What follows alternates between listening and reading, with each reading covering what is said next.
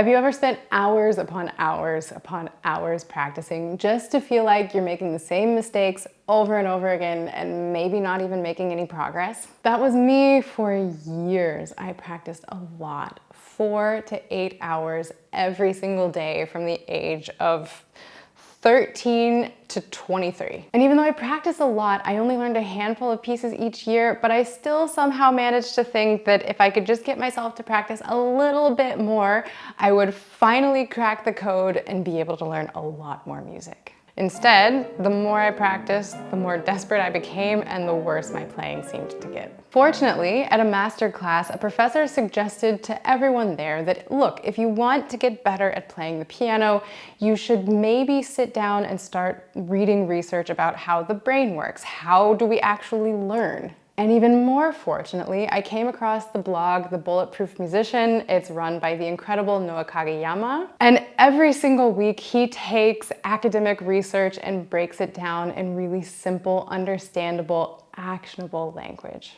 And thanks to this incredible information that's available for free on the internet, I was able to learn twice as much music in the same amount of time. Today, I'm walking you through 3 of the biggest mindset shifts I needed to make in my practicing, and I think you'll find them helpful for yours too. So that we can get back to what we actually want to be doing, enjoying making music. Shift number 1 is to learn to appreciate rest. Look, everyone is busy. Everyone has a billion things to do every single day. We run from point A to point B to point Z, sometimes a couple of times a day. And this constant action, this sense of go, go, go, it really interrupts your learning cycle. It turns out that the brain needs rest and the brain needs sleep. So let's start with the simplest change that you can make in your lifestyle. If you're not currently sleeping 6 to 8 hours a night, that's the first adjustment you need to be making in your daily schedule. But you can actually take that a few steps further. There's a really interesting study about how sleep impacts performance in the long run. The link is in the description below if you want to read the full study. But basically, they took some groups of jugglers and they had them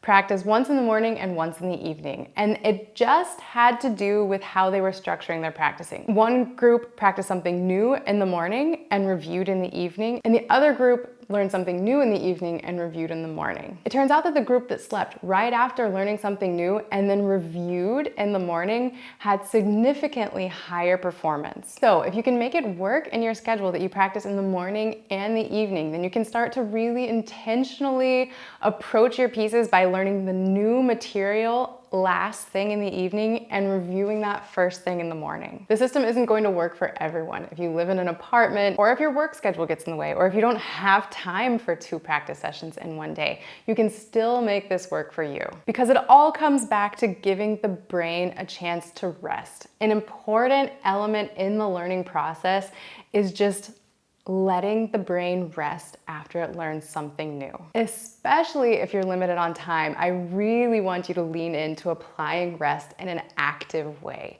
Because when the brain rests, that's when it takes information and starts to consolidate everything. That's when your brain starts to make connections and realizes this is what worked, this is what didn't. So even if you aren't able to set up some sort of elaborate, I'm going to practice these very specific things right before I go to bed and practice these other very specific things right when I wake up in the morning, you can still be intentional about giving yourself 5 minutes or 10 minutes to just take it easy. No doom scrolling, no Netflix, don't even go read a book, just sit down and don't do anything.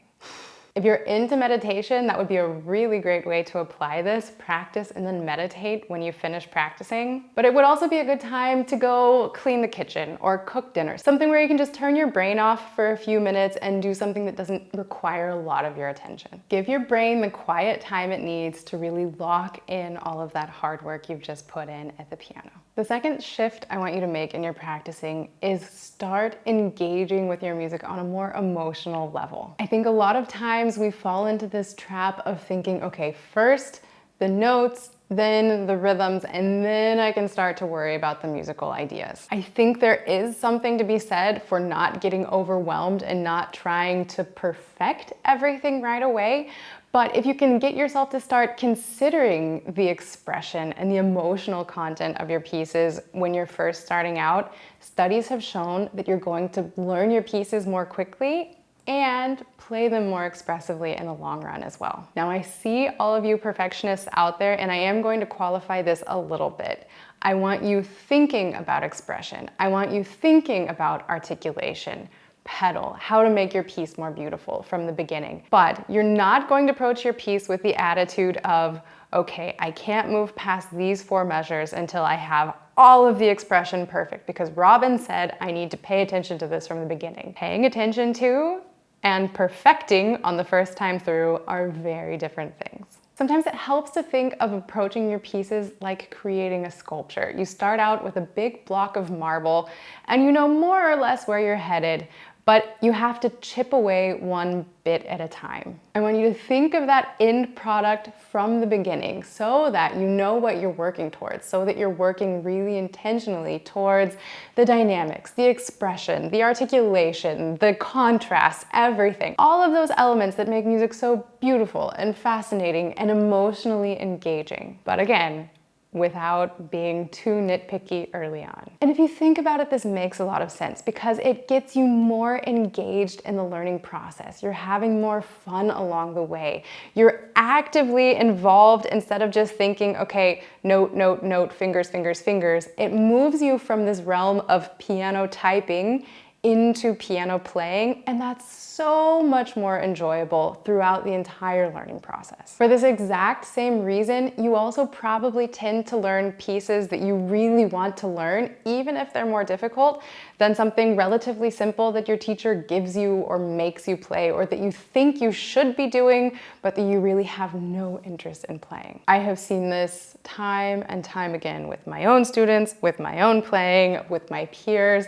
It's a normal thing. We pay attention to the things that mean something to us. That's when you sit down at the piano and you get lost in time. You think it's been 15 minutes and an hour has gone by. And by thinking about musical expression throughout the entire learning process, you're going to get into that flow so much more easily than if you're just sitting down and typing at the piano. If you want to make this actionable, again, I know that if we think, okay, now I have to do all of the expression, it gets really overwhelming really quickly.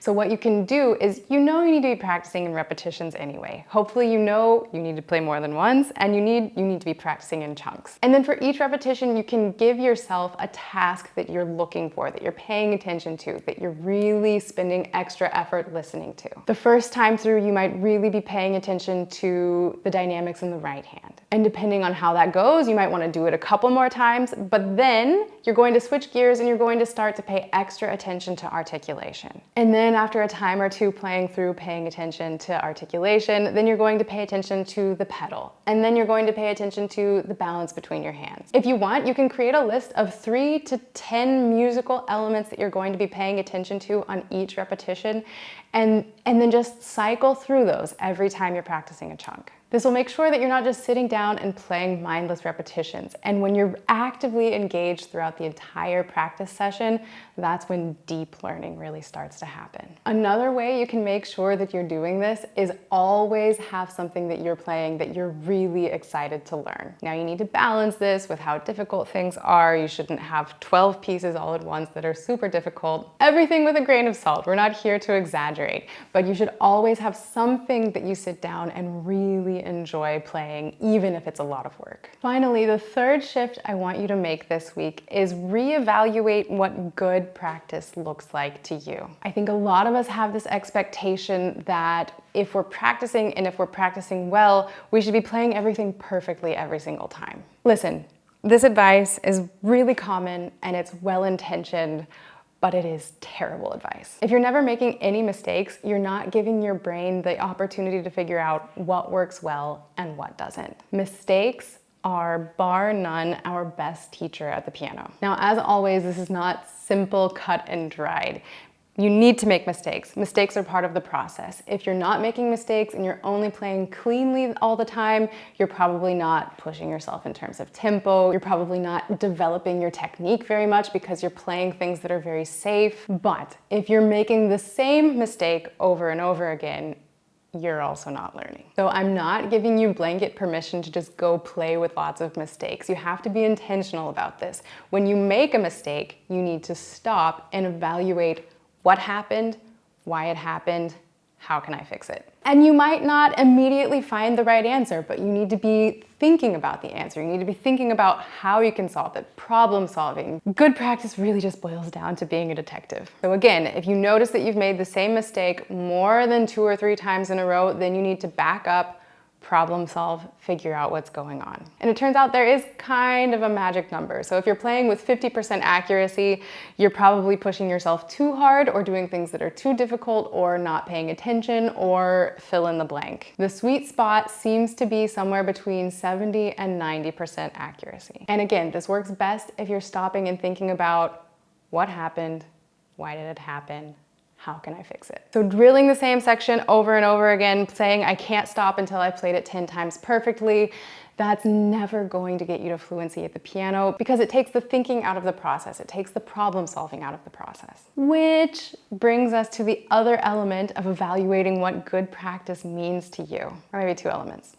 Based on how each practice session goes, I want you actively planning your next practice session. Thinking about, okay, where am I really struggling? Where should I be spending most of my time? Are there any common themes with the things that I'm struggling with? How can I start addressing those? How can I start moving forward on those fronts? And tracking your wins. I'm a really big fan of tracking your wins because it shows you that you are in fact making progress, that you have chipped away at that sculpture and it's starting to look more like you want it to look when it's a finished product. And then the other side of the coin here is that when you have this reflected process and you're practicing, you shouldn't just be sitting down and playing nonstop the entire time. And this is something that even though I know this, it still drives me crazy because I think we have somehow this idea internalized that, okay, if I want to practice for an hour, then my fingers need to be moving for an hour. But practice is so much more what's happening in your brain than what you're actively doing with your fingers. We need both. We need that full process so that we have the feedback. You play, you think about it, you figure out how to fix it, you do it again. But notice, playing is actually only 50% of that process. Now, I'm not saying that you should only touch the piano during 50% of your practice time. That's probably going to vary a lot, and it's going to depend on what type of pieces you're playing. Very physical pieces probably need more time actually actively playing at the keys. But still, if you notice that you get to the end of your practice session and there hasn't been any silence, big old red flag. I see this a lot in my lessons. I tell a student, okay, we're gonna play this section 5 times. And they start, make a mistake, start over. Make a mistake, start over. Make a mistake, start over. And then they just kind of start spinning their wheels because not only are they making the same mistake over and over again, they're getting increasingly frustrated that they've made the same mistake over and over again. And if you can get yourself to just stop, take 2 steps back, and think about what the problem is, that's when practicing really starts to pay off. Now, I do think it's helpful to say, okay, I'm going to practice this chunk 5 times. Not that 5 is a magic number, it could be 3, it could be 7, it could be 10, there's no magic number. And I think it's good to set a goal for repetitions just so that we know we do kind of hit that critical mass. But if you have no gaps in between your repetition, you play the chunk and you immediately start over and you immediately start over and you immediately start over, that's also a big red flag because you're not even noticing, did it go well? Did it not go well? What went well? What didn't go well? What do I need to fix? What do I need to pay attention to? All of those things. You should be asking yourself those questions between every single repetition. And this doesn't have to take a lot of time. If you develop the habit of asking yourself these questions, then you can start to also answer them very quickly. But first you have to build the habit. A few things to make this 3rd shift actionable. I want you planning out just a rough sketch of what your practice sessions are going to look like. What are you going to work on? What are you going to work towards? What is one specific takeaway that you're going to accomplish in each session? You're not aiming for perfection. That 70 to 90% accuracy is the sweet spot. Anytime you make a mistake, catch yourself, figure out what's going on, become a detective and start problem solving. And make sure you keep a pencil at the piano so that you can take notes on what's going on, take notes on what you think you should work on the next time. It's going to help you keep track of your progress. When I finally started taking rest more seriously, built in expression from the early phases of learning my pieces, and learned how to balance challenge, stopping to listen, and planning strategically, I can't even begin to explain how much more quickly I learn music now. Literally in less than half the time, I can learn the same amount of music. And I'm not special. This is not, it worked for me, but it's not going to work for you. If it worked for me, it's going to work for you too. I spent years practicing horrifyingly inefficiently, hours and hours and hours of my life with no intentionality, with no plan. It was just, okay, I'm going to sit down and roll the boulder up the hill and hope it works one day. These methods work because they are based in science and in neuroscience and how our brains actually work, how our brains actually learn. Again, I have linked to several of these studies in the description below. Be sure to check those out. And I've created a handy little checklist for you if you want to download that as well. And let me know in the comments, which of these shifts are you most excited to implement in your practicing this week? Until next time, happy practicing.